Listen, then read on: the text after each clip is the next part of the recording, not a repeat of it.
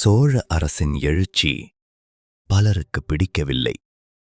கரிகாலனின் வளர்ச்சியை தடுக்க சேரரும் பாண்டியரும் கூட்டணி அமைத்தனர். இளம் மன்னனை இப்போது அடக்கிவிடலாம் என்று அவர்கள் எண்ணினர்.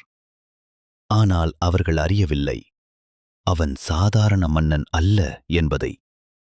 வெண்ணி என்ற இடத்தில் இரு பெரும் படைகள் மோதின. ஒரு பக்கம் எண்ணிக்கையில் அதிகமான எதிரிகள், மற்றொரு பக்கம் வீரம் கொண்ட சோழப்படை. முன்னணியில் நின்றான் கரிகால சோழன்.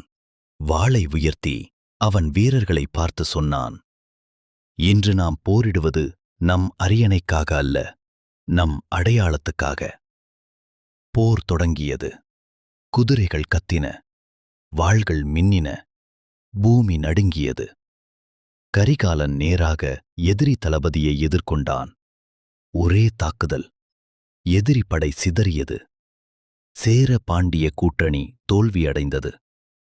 வெண்ணி போரில் கிடைத்த வெற்றி கரிகாலனை தென்னிந்தியாவின் அதிக சக்தி வாய்ந்த மன்னனாக்கியது.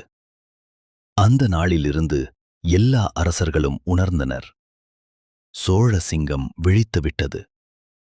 இது ஒரு போரின் முடிவு அல்ல, ஒரு சாம்ராஜ்யத்தின் தொடக்கம்.